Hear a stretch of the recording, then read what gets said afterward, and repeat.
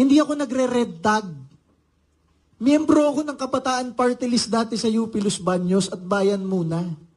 3 classmate ko, batchmate ko sa League of Filipino Students at sa Kabataan Party List, patay na bilang NPA.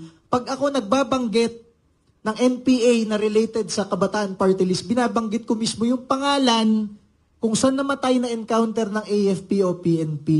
Hindi ako yung katulad ng iba sa gobyerno na, oposisyon yan, NPA yan. Hindi ako ganun. Miyembro nga ako ng Kabataan Party List dati at Bayan Muna eh. Kaya pag nagbabanggit ako, sinisigurado ko yun ang tunay na miyembro nila na napatay bilang NPA. Pangalawa, yung sinasabi nila, hindi ko pa kasi nakikita yung kinaso nila 2 weeks ago eh. Pero, ang inuulit-ulit lang naming sabihin kasi, may pending case sila mula sa Government of the Republic of the Philippines, final sa COMELEC. Ang nag-file, Office of the Solicitor General, nakapirma yung napakaraming solicitors doon. Pati yung OSG mismo, SG. At NTF-ELCAC, yung mga general. Yun ang sinasabi ko na pinuprove ng mga general at ng mga abogado na yung meron sila mga miyembro na napatay bilang teroristang NPA. Hindi ko kasi maintindihan dito sa mga kasamahan ko dati sa Kabataan Party List. Ang duwag ninyo. Yung ibang kumakatawan sa inyo sa Kongreso, yan yung ayaw umakyat sa bundok o na bisita lang doon. Hindi naman kayo bobo. Ayaw nyo pang aminin na meron. Yung spokesman nyo sa UP Cebu, si Cadalia, spokesman ng Kabataan Party List, napatay bilang teroristang NPA last month. Ayaw nyo naman aminin.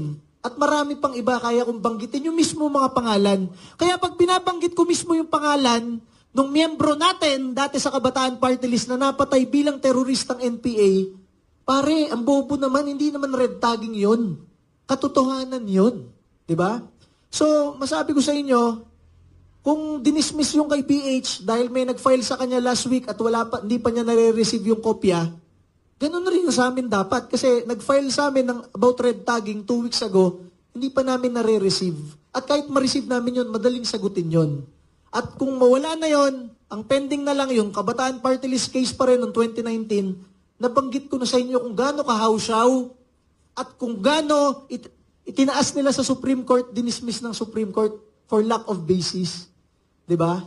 Kaya, Chairman George, naging abogado kita. Kapag kami hindi mo pinroclaim, sabihin ko talaga, ha? Alam ko lahat ng sikreto dyan sa COMELEC na ikaw mismo nagsasabi sa akin, pare. Huwag mo kaming isali dito sa mga business as usual na, may lumapit, may kaso. May lumapit, may kaso. Nangongolekta kayo ng kaso.